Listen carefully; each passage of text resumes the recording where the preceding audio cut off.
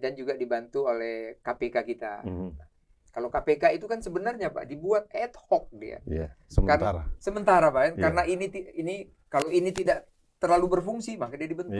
Harusnya kalau ini sudah berfungsi bagus, ini kan dibubarkan lagi. Tapi sampai sekarang kan tidak. Itu jawaban sementara bahwa yang penegak hukum kita masih belum. Setuju Pak ya? Masih belum Pak ya? Masih belum. Ada Pak. Atau belum atau memang KPK memang sengaja diadakan terus, itu kan diadakan bahaya. Terus. Ad hoc permanen. Ad hoc permanen. Nanti KPK kita ceritakan. Nah, tapi begini. Gimana? Ya, saya tertarik nih, kabar baik ini harus sedikit kita kritisi juga. Kritisi juga. Pertanyaan saya gini. Controlling masyarakat kah? Ini terjadi murni karena fakta-fakta di persidangan atau ada public pressure. Nah, kalau saya lihat, saya jujur Pak, ada public. Kalau menurut saya setuju Pak. Kalau tidak ada public pressure, ini kan juga mengkhawatirkan juga ini Pak. Betul. Nah, lepas daripada saya bahagia dengan keberanian pengadilan negeri tingkat pertama tadi Pak. Betul. Jakarta Selatan. Selatan kan. Jadi, tapi saya berpikir kalau ini tidak ada public pressure, apakah terjadi seperti ini? Terus mengapa harus ada public pressure terus baru ada penegakan hukum yang seperti diharapkan masyarakat gitu loh Pak.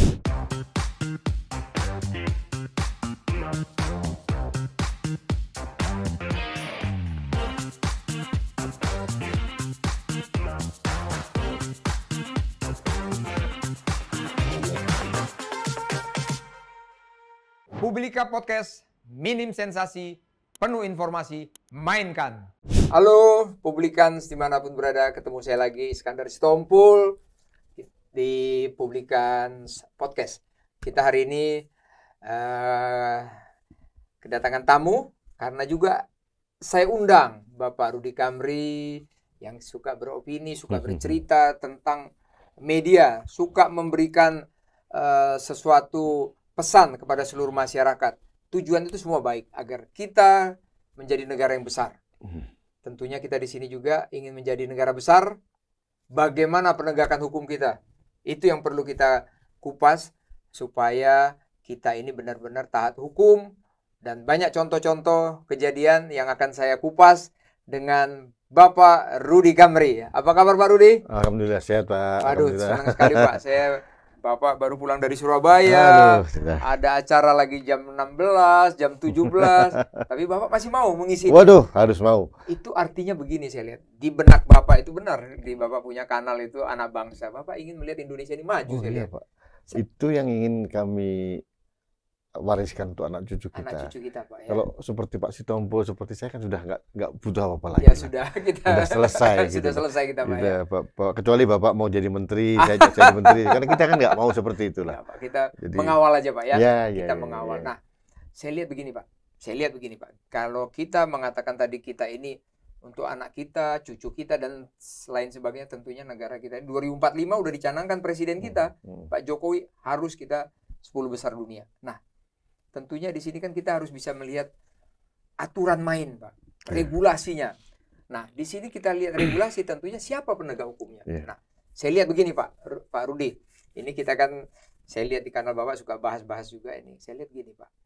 Saya pernah membahas satu kali, tapi saya tidak mau terlalu dalam membahasnya. Tapi hari ini saya ingin agak dalam Pak. Penegakan hukum kita tentunya di situ ada.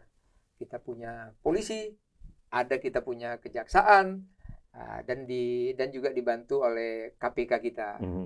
Kalau KPK itu kan sebenarnya Pak dibuat ad hoc dia. Sementara. Sementara Pak, karena ini kalau ini tidak terlalu berfungsi maka dia dibentuk. Harusnya kalau ini sudah berfungsi bagus, ini kan dibubarkan lagi. Tapi sampai sekarang kan tidak. Itu jawaban sementara bahwa yang penegak hukum kita masih belum. Setuju Pak ya? Masih belum Pak ya? Masih belum. Ada Pak. Atau belum atau memang KPK memang sengaja diadakan terus, itu kan diadakan bahaya. Terus. Ad hoc permanen. Ad hoc permanen. Nanti KPK kita ceritakan. Nah, aku mau angkat ini Pak. Kan kita lihat Pak, akhir-akhir ini banyak kejadian di tubuh kejaksaan kita maupun di tubuh polisi kita. Polisi kita lihat yang paling booming itu masalah Sambo sampai sekarang. Ada Teddy Minahasa. Masalah kejaksaan itu ada Pinangki. Ya kan itu sudah pernah dibahas. Dulu ada Jaksa Urip. Jaksa Urip Pak. Negara kita ini tentunya perlu penegak hukum yang baik.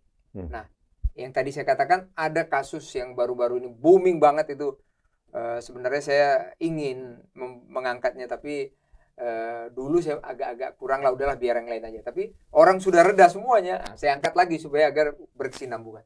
Kita lihat kejadian Sambo, kita lihat kejadian Pinangki, dan lain sebagainya. Bagaimana menurut Bapak penegakan hukum di negara kita ini? Negara kita ini negara begitu luas, Pak. Kalau hukumnya tidak jelas, ini bisa bahaya, Pak. Ya, Pak, terima kasih. Saya diminta untuk berbicara masalah ini, tapi agak lucu, Pak. Si Tompul ini saya bukan ahli hukum, diajak ngomongin hukum, tapi sebagai kita rakyat diskusi, Pak. Ya, sebagai rakyat kita boleh berdiskusi. Boleh, Pak, boleh, Pak. Nah, Pak, saya mempunyai angle yang berbeda. Angle yang berbeda. Bahwa saya justru merasa bahwa kasus Ferdy Sambo dan terbunuhnya Brigadir Yosua ini adalah blessing in disguise. Blessing in disguise. Jadi hikmah di balik bencana. Nah, kita tahu bencananya jelas, kita prihatin dengan terbunuhnya Yosua gitu. Tapi blessingnya buat Indonesia adalah membuka bahwa di tubuh Polri ternyata ada sesuatu yang harus dibenahi. Harus dibenahi. Nah, setuju, ini masalah yang sangat fundamental. Dan ternyata permainan seperti itu kan luar biasa, Pak. Bahwa seorang jenderal bintang 2 dia berani merekayasa kasus tentang dirinya gitu dengan menggerakkan semua aparat di bawahnya.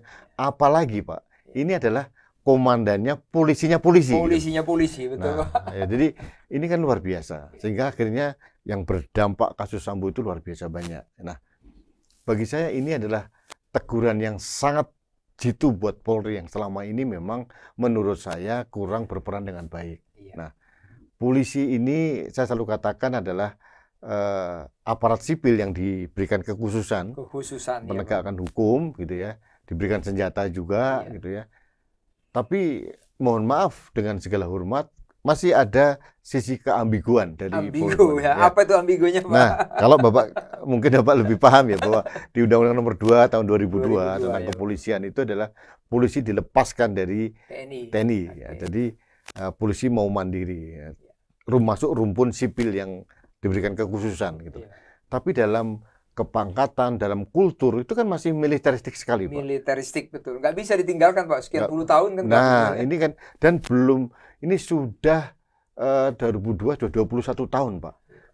Perubahan kultur itu belum terjadi apa-apa. Belum terjadi. Masih seperti yang dulu. Jangan-jangan lebih parah lagi, Pak. Lebih parah. Jadi mohon maaf ini memanggil komandannya dengan dan dengan kepangkatan struktur seperti itu gitu, masih ada jenderal-jenderal begitu ya. Jadi kita bingung ini keambiguan ini kok terus dipelihara gitu loh. Nah, yang kedua masalah permainan-permainan di oknum-oknum di level bawah. Itu kan banyak sekali terjadi. Kasus Joko Susilo, SIM, masalah apa itu? Kakor Lantas waktu itu. Nah, kemudian yang Ferdy Sambo. Dan banyak lagi yang kombes-kombes bermasalah gitu ya. Kemarin kasus tabrakan yang menewaskan mahasiswa di Cianjur.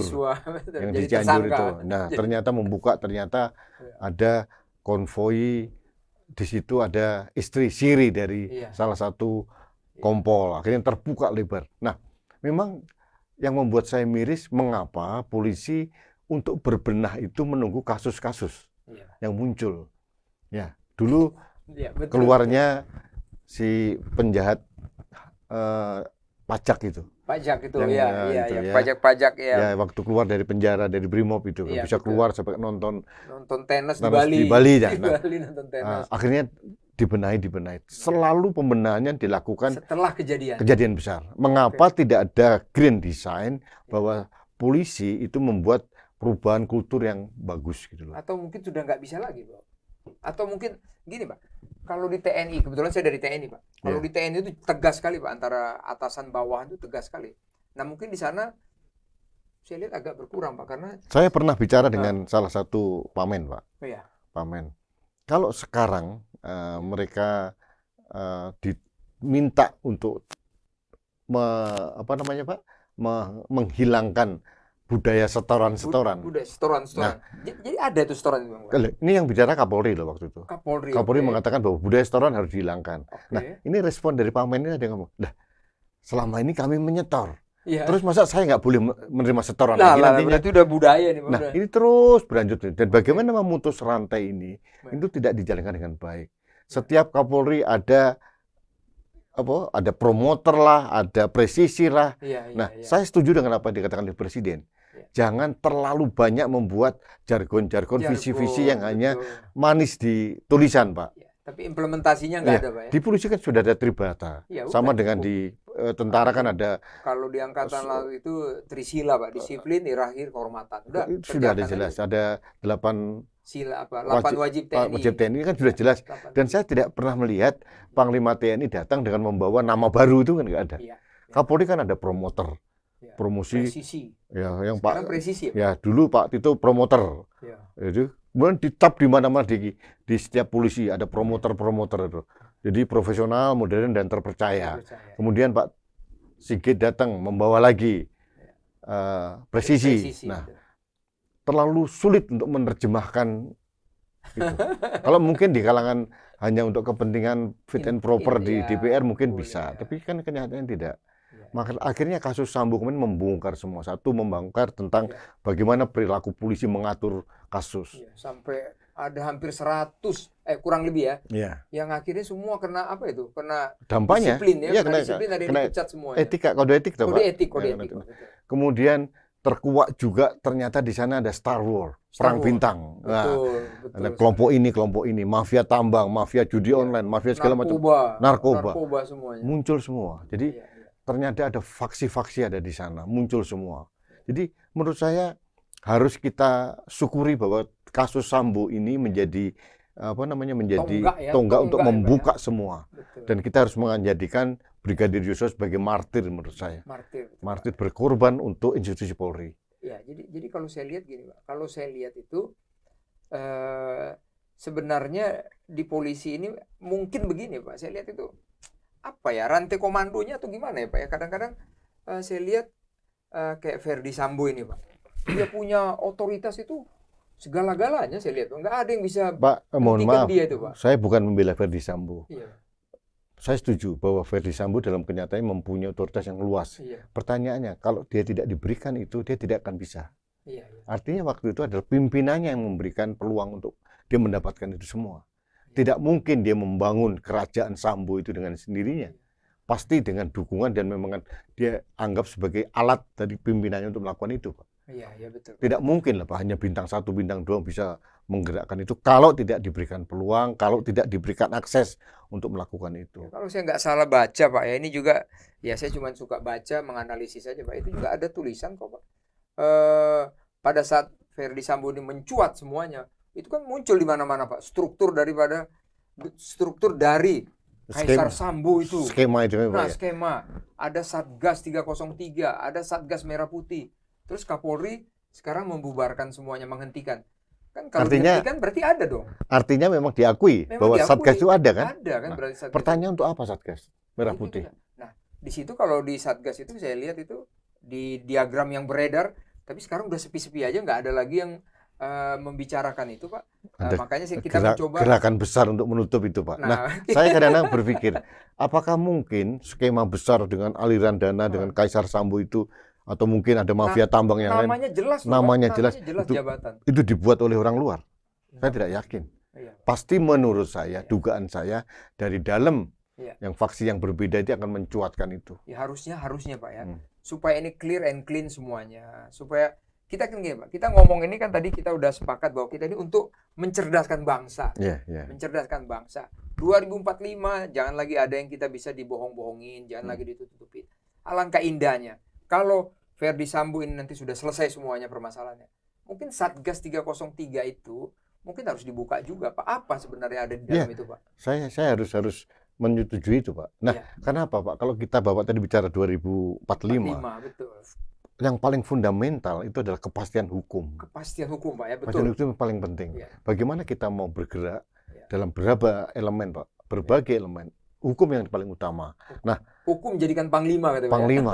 Pertama, pertanyaannya sekarang sudah benar atau tidak? Nah, ini agak unik, Pak, di kepolisian ini. Kepolisian dan kejaksaan itu masih di bawah kendali presiden secara langsung. Presiden, betul. Ya, artinya kalau masih tataran kepolisian dan kejaksaan, presiden harusnya bisa memberikan direction yang keras gitu loh.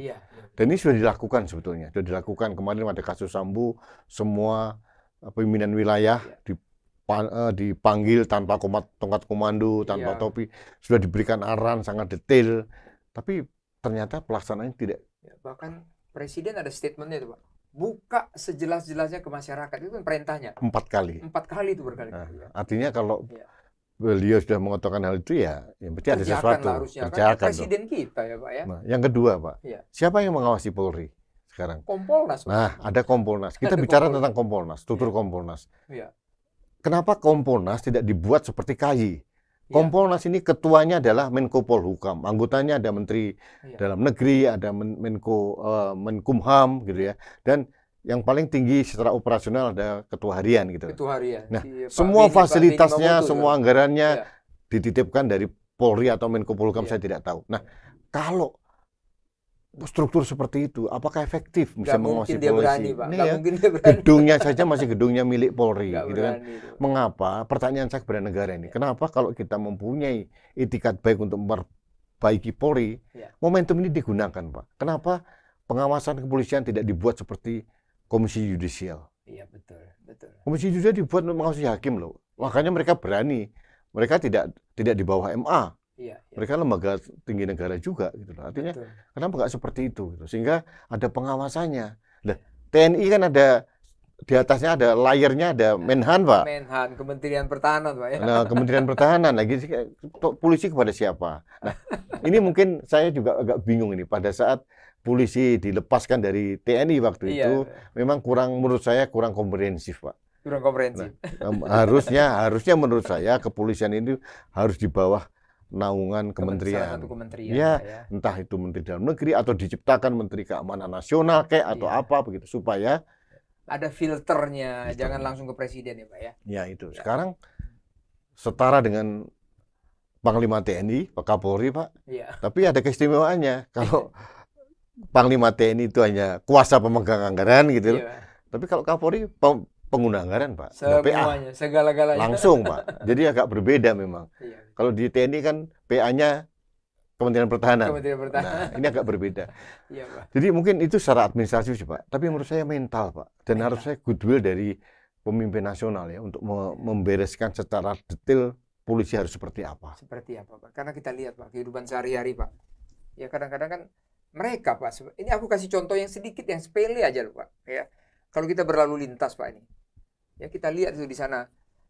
Atau gini, saya balik sedikit Pak. Di Indonesia ini semua undang-undang itu sudah lengkap Pak. Wah apa aja ada aturannya Pak.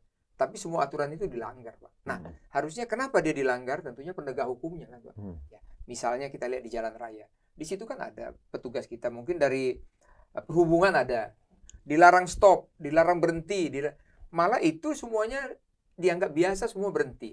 Itu kan yang sangat mendasar Pak. Harusnya di situ polisi, Satpol PP, Kementerian Perhubungan, ya, Pak, mohon maaf. semuanya diangkut dong itu Saya harusnya. tidak membela rakyat, Pak. Iya.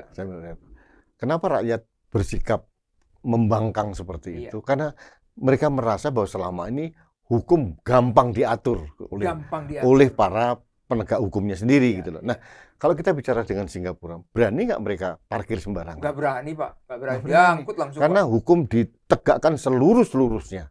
Itu yang terjadi. Nggak ada kompromi Pak ya. Di Indonesia belum ada. Kepastian hukum itu menjadi PR terberat bagi bangsa ini. Atau mungkin yang ini kadang-kadang gini Pak. Mungkin jangan-jangan pejabat-pejabat itu juga dia melanggar. Jadi kan masyarakat kita lihat, kok kamu boleh, aku nggak boleh kan kayak gitu. Mohon maaf Pak, saya agak melebar nih. Iya. Ada undang-undang lalu lintas. Iya. Bapak tahu kan? Iya. Bahwa konvoi Iya. itu hanya 3. Iya. Ambulans, Ya. warna lampu warna biru Iya. maupun yang merah. Betul. Kedua, rombongan presiden dan wakil presiden. Betul. Yang ketiga, damkar. Damkar. Bapak lihat setiap hari di Jakarta ini rombongan polisi semua dikawal segala macam, masuk segala macam dengan segala merusak apa namanya sore yang indah itu yang udah macet tambah macet gitu. Dan cilakanya lagi Pak. Mereka melanggar sendiri loh Pak. Dan ada cilakanya lagi Pak ini. Ini yang sebenarnya kita ini harus banyak lagi berbenah untuk menuju tahun 2045. Kenapa saya bilang gitu Pak? Kadang-kadang yang dikawal itu juga Pak, mobilnya nggak jelas loh Pak itu. Iya mungkin anaknya, mungkin istrinya atau apa. Pak. Jadi ini tidak pernah dibereskan oleh Polri. Iya, Jadi dan yang terjadi justru beberapa pejabat Polri melakukan hal yang sama. seorang jenderal bintang 2 aja dikawal. Iya, iya. Itu pakai saya udah pernah nanya ke Kakor Lantas, boleh nggak ini mobil ini pribadi itu pakai Iya, strobo gitu? Nggak boleh, dilarang. Tapi kenyataannya nggak berani juga mereka nangkap itu.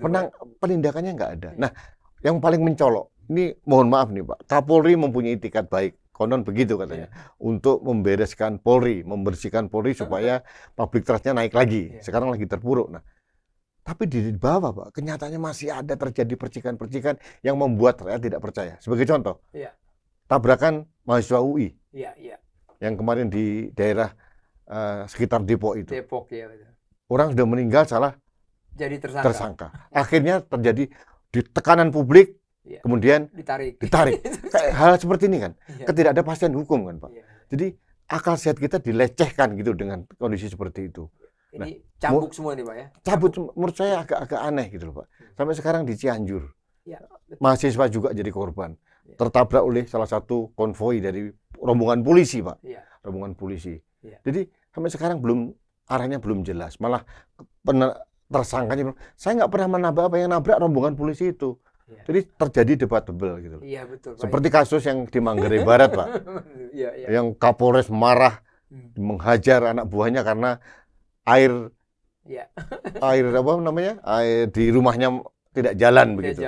Diekspos sama anak buahnya, kemudian diklarifikasi lagi oleh polisi. Jadi kadang selalu sering terjadi masalah-masalah begini Pak, mungkin dia punya power ini terlalu besar ini Pak kalau saya lihat Pak. Contohnya begini, kenapa saya bilang besar Pak? Ya, misalnya kita lihat satu kasus ini Pak. Ini kita kepada pemirsa atau publikans dimanapun berada ataupun kepada seluruh masyarakat Indonesia. Saya sampaikan di sini, saya dengan Pak Rudi, dengan saya tidak membenci polisi, tapi kami cinta dengan Indonesia 2045. Tanpa polisi kita akan berantakan semuanya. Ingat itu, siapapun itu. Kita cinta. Jadi kita kalau menyampaikan di sini agar ada koreksi dari polisi dan juga masyarakat masyarakat berhak berbicara. Dan kami ini pencinta media, ada alat kontrol ya Pak Rudi ya. Alat kontrol supaya kita memperbaiki semua apa yang kejadian. Contoh lagi konkret ini Pak. Pak Teddy Minahasa. Coba bayangkan. Seorang penegak, dia sebagai Kapolda baru berapa hari belum dilantik di Surabaya. Mendadak kasus narkoba. Ada di situ narkoba tangkap tapi diambil untuk barang bukti tapi dijual belikan. Ributlah semua dengan Kapolres yang ada di daerah Sumatera Barat sana. Bukit Tinggi. Ribut antara Kapolda dengan Kapolres. Ini kalau saya lihat Pak, saya kebetulan dari tentara, itu ada hierarki yang jelas Pak. Bintang 2 dengan Kapolres Letkol apa kolonel itu? AKBP. Jadi kolonel ya kalau Letkol. Itu bisa ribut gak jelas. Padahal kalau di kita Pak di TNI, tentunya di polisi sama itu. Itu semua perintah adalah satu. Bisa berdebat begitu Pak. Nah, padahal di situ harusnya dia yang mengamankan, dia yang harusnya merapikan masyarakat dari narkoba, tapi dia sendiri yang bermain Pak. Ini kadang-kadang pakai makan tanaman. Saya nggak bisa masuk akal sehat saya Pak. Gimana menurut Bapak? Pertanyaan publik Pak. Iya. Ini kebetulan sial saja. Jangan-jangan sering terjadi seperti ini. Nah ini kan bahaya ini Pak. Masyarakat tidak bisa dikatakan nggak boleh jangan-jangan Pak. Karena itu memperkosa akal sehat kita kan. Bagaimana dia menjaga memberantas narkoba justru melakukan yang sama. Meskipun sekarang masih debatable ya. Betul, Pak. Tapi aneh juga gitu loh. Bagaimana seorang Kapolres AKBP yang bisa berani mendebat bintang 2 begitu. Betul. Jadi kan berarti ada yang salah Pak. Ada yang salah betul. Ada yang salah. Jadi mohon maaf ini karena saya sangat mencintai polisi Pak. Jadi saat ini memang harusnya semua komponen mulai dari Polsek, Polres sampai Polda itu mendukung langkah Kapolri lah. Kalau tidak kepercayaan publik akan semakin drop Pak. Dan lagi kasus-kasus percikan-percikan kasus ini kan banyak sekali. Nah, artinya menurut saya ada rantai komando yang tidak jalan, rantai komunikasi yang tidak jalan Pak. Menurut saya arahnya kan jelas sebetulnya. Nah, kasus judi online lah Bapak tadi. Judi online ini lagi. Aduh, saya lihat, sorry Pak, saya tertarik ini. Kalau kita membuka situs porno di sini, udah hilang semua Pak. Iya betul. Situs porno nggak ada, langsung di take down semuanya. Nggak ada, hilang semua kan. Saya bangga sama Kominfo kan, sama cyber polisi. Ada lagi cyber polis, kemudian ada polisi juga punya namanya Direktorat cyber gitu, di betul. bawah Kabareskrim. Nah, Ya. pertanyaan judi online masih ada. Masih ada. Tadi Bapak bilang, masa semudah itu, Pak? Semudah itu, Pak. Jadi gini, Pak, judi online ini kita diskusi, Pak, Ya, ya, oke. supaya negara ini kita bagus. Judi dilarang di Indonesia. Tapi kalau kita lihat geopolitik atau geografi kita di agak selatan Australia, judi ada di mana-mana. Kita sedikit nyebrang Singapura, Malaysia. Malaysia negara Islam, ada judi. Genting Island. Genting Island. Kalau memang kita mau, kenapa nggak sekalian buat aja judi? Kalau saya cara berpikir begitu aja. Kenapa nggak aja buat judi, daripada itu bisa membantu APBN kita. Misalnya nih, Pak, ya, yang penting kita. Tapi saya yakin mereka tidak mau. Mereka tidak mau karena kita pasarnya, Pak, ya. Iya, bukan. Kenapa tidak mau? Iya. Mereka akan tetap seperti ini, mereka dapat untung sendiri, Pak. Oh, jadi bukan negara yang untung, Pak, ya? Kalau negara yang untung, kalau di Christmas Island, kemudian Iya. di Genting Island, Iya, sama di Singapura itu, Pak. atau Itu di Las Vegas, negara untung dapat pajak segala Iya. macam, jelas gitu loh. Iya. Kalau begini kan, kalau Atau- mereka masuk ditarik negara, mereka nggak dapat apa-apa, Pak. atau kita ini, saya doakan publik podcast ini didengar sama Menteri Keuangan kita ini. Daripada Ibu Menteri Keuangan bukan bingung, sedang merencanakan pajak dan lain sebagainya. Dari judi itu bisa banyak, Bu. Tapi bukan berarti saya melegalkan judi, enggak. Maksudnya perlulah didiskusikan. Dari dulu kita tidak pernah ada berpikir ke sana. Padahal itu adalah penghasilan yang paling besar, ya, Pak, ya? Bapak, saya yakin bahwa korban judi ini, saya dulu berpikir begini, Pak. Judi ini saya pikir, saya tidak terlalu concern karena saya pikir hanya kalangan menengah atas gitu ya. Mungkin dari etnis tertentu yang memang suka senang main Judi kartu. Chinese, katanya itu misalkan. permainan. Permainan. Tapi ternyata Enggak ada, Pak. Ini gini, Pak. Ini kita kan diskusi, Oh, Pak, ya. iya. Bapak senang berini, aku juga memang senang media, Pak, ya. Jadi, tapi semua tujuan kita untuk masyarakat. Saya punya teman dekat, Pak. Dia tinggal di Ambon, dia pengusaha ikan, ya, Pak, ya. Nah, di sana, Pak, kalau udah sore itu berkumpul semua orang, Pak. Anak-anak remaja, Pak, mulai SMP, SD, SMP, SMA. Begitu dia pengusaha. Suka itu lampu-lampu kapal hilang semua. Yang misalnya lampu harga 50.000 dijual 10.000. Rupanya uang itu dibuat untuk main judi online. Judi online itu, Pak, 2.000 bisa. Rp1.000 Rp2.000 bisa. bisa. Yang penting kita menggunakan Android.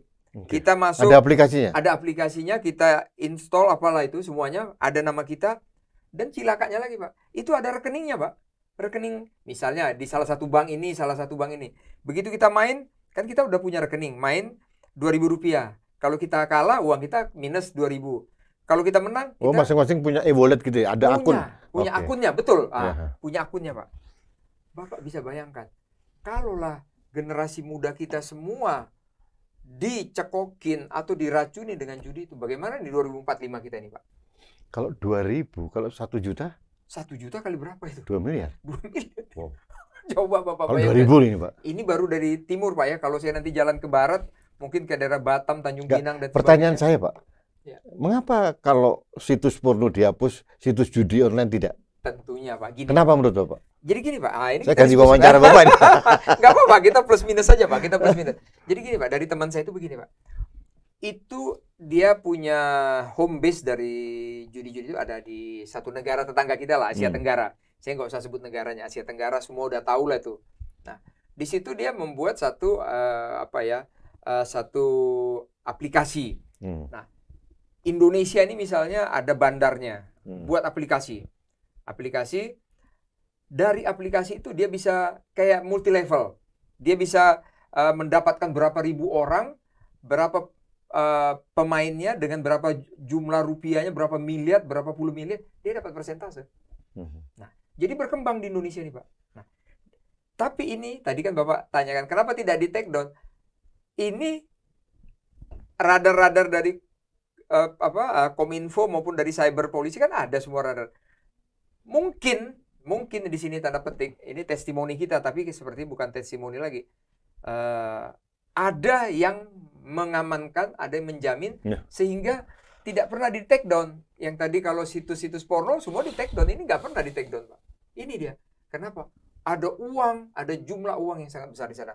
Mungkin ada kaitannya dengan itu, Pak, struktur apa itu Kaisar Sambo itu. Mungkin ini.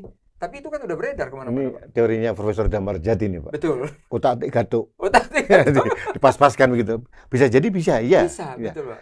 Nah, ini mungkin di Indonesia ini, Pak, ada presiden pasti. Ya. Kemudian ada Menko PMK, Betul. Pembangunan Manusia dan Kebudayaan. Ya. Dan di bawah beliau ada Kementerian Negara Pemberdayaan Perempuan dan Perlindungan Anak. Ya. Nah, mereka tahu nggak nih kayak gini-gini? Harusnya tahu, Pak, karena itu Yang di apalagi tadi media, Bapak bilang tadi kan yang main banyak anak-anak juga. Banyak anak-anak. Banyak anak. Itu kan anak merusak otak itu, Pak. Oh, bukan merusak lagi, Pak. Muncul lagi, dia jadi kayak maling gitu, Pak. Dia nggak ada uang, dia maling. Terus dia kan kalau 2.000, 5.000 kan mungkin uang jajan biasa lah sekarang, Pak. Sekarang uang jajan mereka itu bukan untuk sekolah lagi, Pak. Begitu udah sore main semua, Pak. Main judi semua itu, Pak. Online semua. Ya, ini Bapak harus bergerak cepat untuk ini harus kita angkat terus ini, Pak. Ya, supaya judi ini online-nya harus kita angkat terus. Mungkin Bapak Presiden mungkin bisa nanyakan ke Menkominfo ini. Ya. Mengapa kalau situs porno dihapus dan itu melegakan kita semua sebagai bapak-bapak, karena ini kan terbuka ini. Betul. Nah, pertanyaannya mungkin kalau situs judi online kok masih banyak ya, Pak ya? Banyak, Pak. Saya belum pernah buka ya. Banyak sekali. Ini kalau kita saya tadi baru buka udah banyak itu. Silakan mendaftar 10 terbaik situs, 10. Waduh, udah ini udah kayak apa ya? Kayak online mesen hotel, mesen mobil, mesen apa, Pak? Jadi pencerahan dari Pak Sitompul membuat saya jadi tercerahkan, Pak. Saya pikir dulu yang main judi hanya kalangan menengah atas gitu ya. Sekarang anak SD, Pak, SMP udah main judi semua, Pak. Dan ini merusak mental, Pak. Mental. Akhirnya berdampak ya mencuri tadi. Betul, betul. Jadi tingkat kriminalitas anak-anak banyak. Dan ini kalau saya selalu kaitkan 2045, Presiden Jokowi sudah mengatakan kita akan menjadi manusia negara hebat.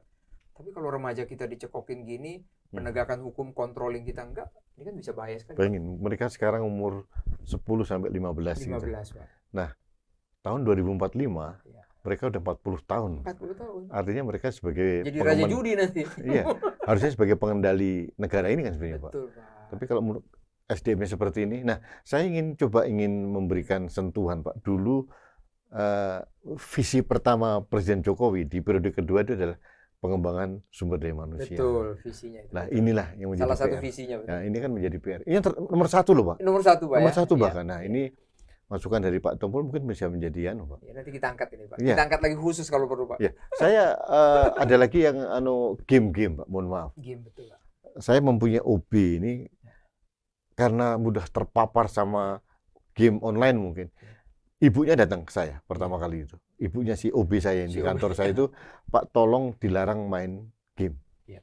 Karena memang swak, Pak, orang anak ini benar. Saya baru nggak swak, responnya jadi lambat, suka lupa, terus mungkin karena keasikan bangun jadi kesiangan karena tidurnya larut kan, Pak. Jadi memang merusak sistem SDM kita benar-benar itu, Pak. Atau gara-gara Menko Info kita, Menteri Kominfo. Jangan-jangan karena lagi dipanggil kejaksaan jadi udah nggak mau ngurusin lagi, Pak. Harusnya kan ada penggantinya, stafnya, Pak. Pertanyaannya yang ini menjadi catatan buat Presiden Jokowi ini, apakah menempatkan orang the right man in the right place? Yes. Sesuai dengan ahlinya atau tidak? Nanti kalau tidak sesuai dengan ahlinya ya jadilah begini. Ya begini. Gitulah. Saya mau coba begini, Pak. Tadi kan kita kupas. Tadi kan saya pada saat pertama sistematika kita itu kan saya lihat polisi, kejaksaan agung dan lain sebagainya. Nah, ini penegakan hukum ini bagus sekali saya lihat, Pak. Kemarin Verdi Sambo itu dari seumur hidup sekarang jadi hukuman mati. Si Putri dari 8 jadi 20 tahun dan lain seterusnya. Si Eliezer dari 12 jadi 1,5 tahun. Nah, ini saya lihat kabar baik, saya lihat, Pak, penegakan hukumnya. Tapi menurut begini, Bapak gimana? Ya, saya tertarik nih, kabar baik ini harus sedikit kita kritisi juga. Kritisi juga. Pertanyaan saya gini. Controlling masyarakat kah? Ini terjadi murni karena fakta-fakta di persidangan atau ada public pressure? Nah, kalau saya lihat, saya jujur, Pak, ada public. Nah, kalau menurut saya setuju, Pak.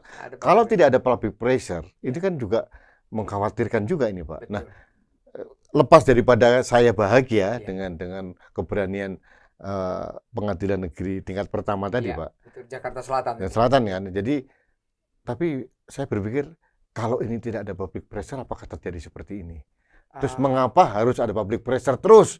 Baru ada penegakan hukum yang seperti diharapkan masyarakat gitu loh, Pak. Betul. Nah, meskipun kita harus memberikan edukasi juga, Pak, bahwa ini belum final. Belum final, banding masih terus banding sekarang. Kecuali satu yang membanggakan kita bahwa justice kolaboratornya si Eliezer Itu Kejaksaan Agung tidak banding, Pak. Tidak banding. Jadi sudah inkrah. Ya, cuman memang tidak banding, Pak. Sepertinya itu saya lihat tidak banding karena Pak itu kan JPU, Pak ya. JPU. Ada kalimat yang paling disayangkan saat itu, Pak. Ini sebenarnya koreksi bagi aparat penegak hukum ini. Tidak disukan debatable, Pak. Kenapa 12 tahun kalau saya nggak salah, apa 15 dia ya? Si 12. Sekarang turun jadi 1,6. Di situ sudah ada perdebatan. Dia itu adalah justice collaborator. Dia itu harusnya hukumnya lebih rendah. Ada statement dia harus diluruskan. Harus diluruskan benar ini si penegak hukum, si jaksa penuntutnya itu. Dia mengatakan kami tidak kurang lebih begini ya, kalau saya salah dulu. Kurang lebih nggak dianggap itu yang namanya LPSK itu, Pak. Nah, gini, dulu saya ingat, Pak, itu? Coba, bahwa dia mengatakan bahwa jaksa mengatakan kalau ini pembunuhan berencana tidak dikenal justice kolaborator. Nah, ini aneh, Pak. Itu, saya ingat, Pak, waktu ada mafia di Amerika nggak salah. Betul. Ini pembunuh segala macam karena dia menjadi justice kolaborator, hukumnya hanya setahun loh, Pak. Betul, Pak. Dan dilindungi negara loh. Nah, pertanyaan publik yang harus dijawab oleh Pak Jaksa ini, kalau Eliezer tidak kooperatif, apakah terbuka semua kasus ini? Tidak, Pak. Saya bilang tidak, Pak. Karena desain skenarionya udah bagus sekali, Pak. Iya, gitu. Jadi artinya jaksa mungkin juga harus diluruskan juga, Pak. Apa perlu disekolahkan lagi jaksa? Jaksa juga manusia. Jaksa manusia. Tapi harus kita akui, Pak, secara faktual public trust terhadap jaksa meningkat sekarang. Meningkat. Meskipun masih banyak hal yang harus diberesin. Jaksa Pinangki menjadi PR kita. Jaksa Pinangki dari berapa tahun itu 10 tahun jadi 4 tahun. Nah, itu kan sudah kurang tepat juga, Pak. Dengan alasan yang alasannya itu punya anak kecil. Ada anak kecil. Emangnya orang lain nggak punya anak kecil, Pak? Orang lain punya anak kecil juga, Pak. Nah, ini harapan kita, Pak, penegakan hukum ini harus benar-benar jadi equality before the law. Betul. Harusnya. Betul, Pak. Dan saya lihat dia benar-benar kepanjangan Yang Maha Kuasa, Pak. Dia kepanjangan Yang Maha Kuasa sehingga semua orang itu nyaman, Pak. Nyaman. Dan kalau saya lihat, Pak, kalau di negara lain, Pak, itu semua setiap mau menjatuhkan hukuman, Pak, itu dibongkar, Pak, kasus-kasus yang lama. Misalnya gini, Pak, contoh kasus misalnya curi ayam nih, curi ayam di Jawa Timur dengan curi ayam di Sumatera Utara atau di Jawa Tengah segala macam itu dikumpulin, Pak, sehingga begitu mau jatuhin di satu tempat itu tidak terlalu jauh beda gitu loh. Nah, kalau di sini kan kadang-kadang ada yang tinggi sekali, ada yang rendah sekali, tidak kurang equal gitu loh, Pak. Iya. Itu, Pak. Ya, kemarin ada indikasi korupsi sekian ratus miliar, dituntut 4 tahun. 4 tahun, betul. Ada ibu-ibu hanya ngambil sebatang kayu atau mungkin hanya setan dan buah sawit itu divonis 3 tahun juga. Nah, ini yang kayak gini merusak rasa keadilan masyarakat. Nah, menurut saya, Pak, memang harus kita kritisi. Jadi saya mendukung sepenuhnya langkah kita ini, Pak, untuk selalu mengingatkan polisi. Karena apa? Pernah diingatkan, Pak, bahwa boleh jadi kita tidak mempunyai selama 60 tahun tidak mempunyai polisi yang baik gitu, tapi lebih baik daripada 1 hari pun tidak mempunyai polisi. Kita sayang sama polisi. Kita akan chaos kalau ada polisi. Betul, Pak. Cuma mungkin polisi juga mengerti bahwa sekarang ini eranya bukan seperti dulu lagi. Seperti contoh, Pak, saya pernah membantah penjelasan dari Kabid Humas gitu ya. Mungkin Kabid Humas ini harus belajar dari Pak Tompo dulu ya, Kapus Pen TNI. Jadi masyarakat sudah tidak bisa lagi dinabubukkan dengan narasi-narasi yang tidak masuk akal. Betul, gitu. Pak, betul. Ya, kasus yang Pak, kecelakaan yang di mana? Di Cianjur maupun yang di Depok ya. Itu penjelasan Kabid Humasnya tidak masuk akal. Ya, masyarakat akhirnya berontak, akhirnya kita berjalan, akhirnya street justice itu berjalan. Pak. Street justice itu berlaku loh, Pak, di mana? Berlaku. Nah, akhirnya ya di polisi dipermalukan juga. Dipermalukan dan akhirnya ditarik lagi semua. Jadi maju mundur, kan dipermalukan akhirnya, Pak. Jadi dipermalukan. Ini yang membuat kita jadi semakin bingung. Kok kepercayaan publik terhadap polisi kan nggak dijaga oleh di bawah-bawahnya ini loh, Pak. Betul, Pak. Belum lagi mafia tanah di Jakarta. Itu luar biasa, Pak. Betul. Dan ini hampir tidak tersentuh loh, Pak. Ada kasus namanya Pak SK Budiarjo. Dia ini adalah ketua korban mafia tanah. Pernah diterima oleh Menko Polhukam, pernah datang ke istana. sekarang jadi tersangka sama istrinya, Pak. Tersangka lagi, Pak. Dia hanya membeli tanah. Masih berjalan nih kasus ini. Masih di penjara. Dia hanya membeli tanah, ternyata tanah itu bermasalah, tiba-tiba dia dianggap memasukkan data otentik gitu. Dimasukkan di penjara, ditahan. Istrinya sakit-sakitan juga. Anaknya pernah saya wawancara waktu itu. Jadi kita heran ini. Apakah penegakan hukum ini tidak punya nurani gitu loh. Loh, orang-orang yang korupsi besar-besaran juga nggak ditangkap kok. Saya ingat dulu, mohon maaf nih, saya bukan mengingatkan nih Pak. Ada dulu anggota DPR, dikasih mobil plat polisi, ya kan? Itu pun pertanyaan loh, kok anggota DPR dikasih plat polisi? Nah, sama yang bersangkutan nomor yang sama digandakan di 5 mobil. Untuk mobil lainnya. Mobil 5 Pak. Iya, 5 mobil. Nggak diapa-apain loh Pak. Iya. Nggak diapa-apain. Karena dia anggota dewan kali Pak. Ini melanggar hukum loh Pak. Jadi equality before the law-nya di mana gitu. Ini orang yang sudah sakit-sakitan dan dia tidak dan pernah menang di pengadilan waktu itu, ternyata dia masuk penjara lagi. Jadi menurut saya memang perlu ada sentuhan nurani kepada polisi ini. Mau dibawa kemana polisi ini? Saya dulu pernah menulis Qofadis Polri ini. Kalau ada masalah sebesar Sambo itu tidak menjadikan blessing untuk berubah, maksud harus peristiwa lebih besar lagi Pak, gitu loh. Betul Pak. Sebenarnya udah 2 loh Pak. Teddy Minahasa itu besar itu Pak. Itu kalau udah dia yang menegakkan, dia juga melakukan, mau jadi apa lagi kita ini Pak? Ini kita ingatkan semua Pak. Mudah-mudahan jangan kejadian lagi begitu ya Pak ya. Jadi mohon Pak, ini saya titip ke Pak Sitompul, kita semua menyayangi polisi, institusi Pak. Tapi mohon tidak hanya sekedar normatif narasinya gitu. Harus ada implementasi di lapangan. Betul.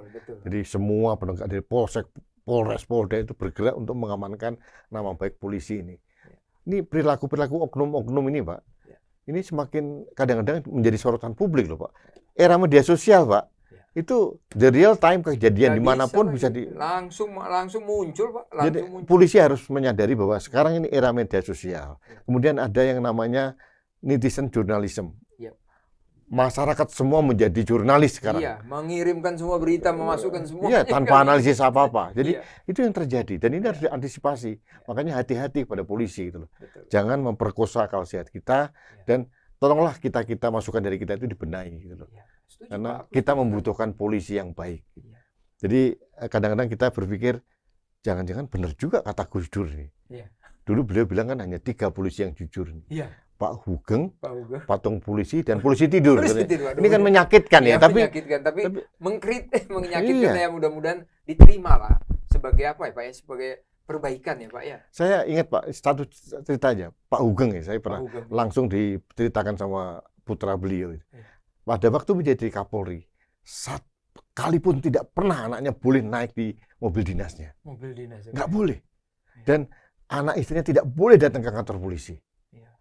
Nggak boleh di kantor, nggak boleh. Ini kantor untuk anak saya. Malah anaknya pengen jadi akmil waktu itu Pak, dimintain surat, kalau nggak salah perjanjian orang tua ya. Kata belece lah. Dia sengaja tidak mau. Karena apapun terjadi nanti pasti nama saya, kamu anak saya pasti dipertimbangkan gitu loh. Nah, kejujuran seperti ini kan benar-benar harus diikuti oleh. Mungkin Kak akan ada seperti itu Pak? Aduh. Ya nggak usah 100% seperti Hugeng lah Pak, 50% saja gitu. Artinya kasihan polisi-polisi yang baik loh Pak. Masih ada banyak polisi yang baik itu banyak sekali. Atau mungkin gini Pak, ini kita tambah 5 menit waktu kita Pak.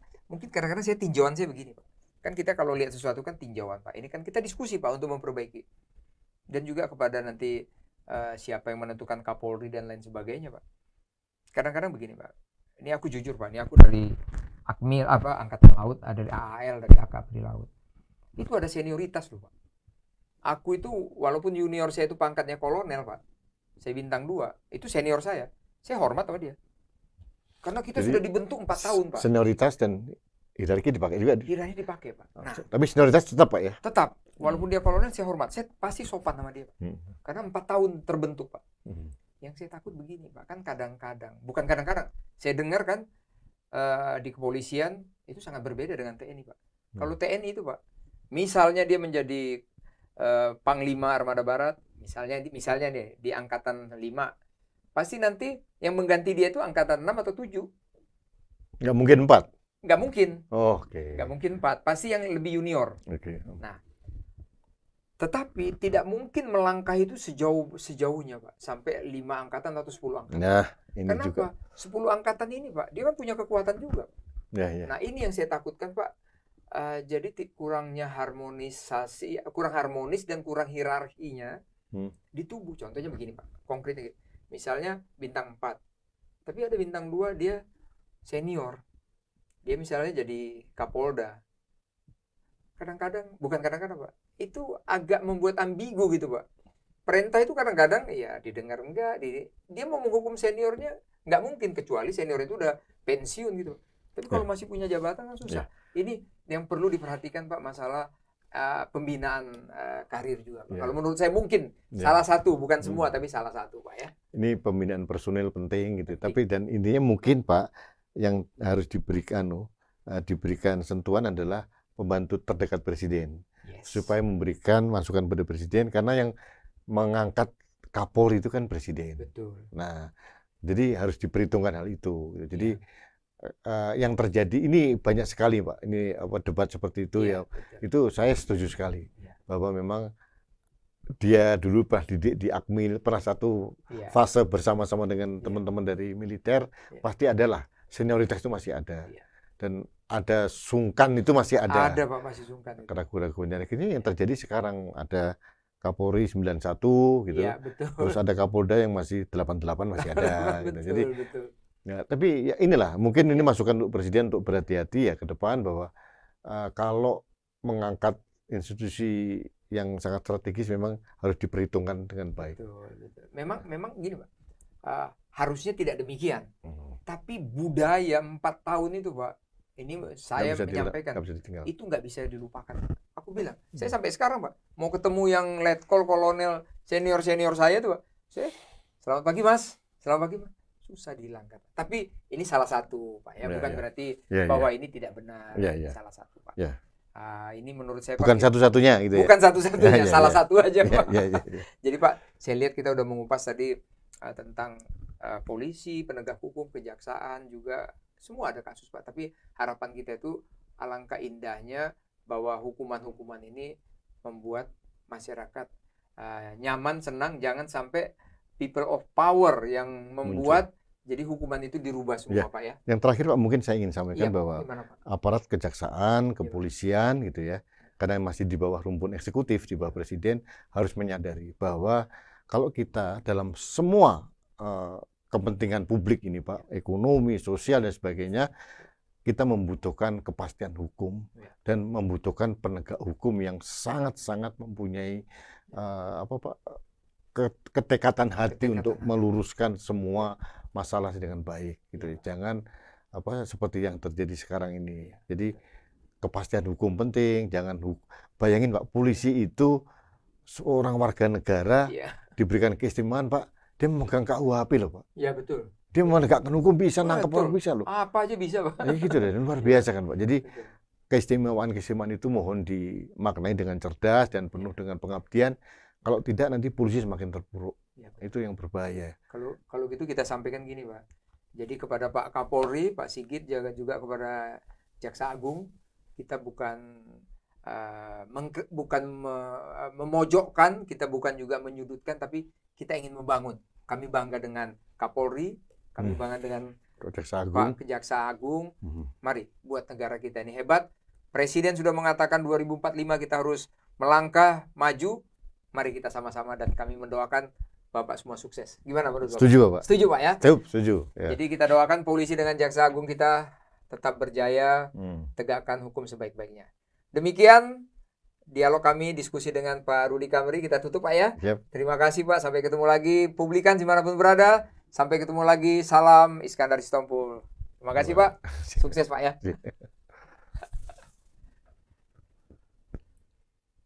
Cukup, Pak, ya.